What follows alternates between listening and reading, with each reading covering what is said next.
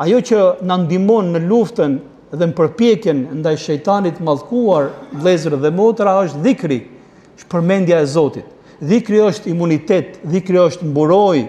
Kur shejtani shikon që njeriu përmend Zotin me zemër, përmend Zotin me gojë, përmend Zotin ditën dhe natën, kur është në këmbë, kur është ulur, kur është shtrirë, faktikisht njeriu nuk bën gjë tjetër veç se forcon mburojën e tij.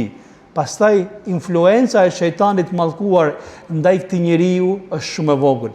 Prandaj imagjinoni nga dobitë e dhikrit, jo vetëm që ty ta zbut zemrën, ta afron me Zotin, t'i fal gjunahet, por ndoshta nga dobitë më të mëdha, sepse nëpërmjet këtij dhikri ti mbrohesh, ti forcon mburojën tënde dhe shejtani e ka të pamundur të deportojë në zemrën dhe në jetën e atij njeriu që e përmend Zotin.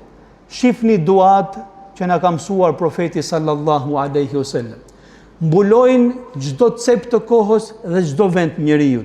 Nga momenti kur hyn në shtëpi, në momenti kur del nga shtëpia, kur fle gjumë, kur ha, kur ngrihesh nga gjumi, kur ke gëzim, kur ke hidhrim, kur del në një rrugë, kur lind dielli, kur perëndon dielli, pse kaq shumë dua, pse kaq shumë dhikr?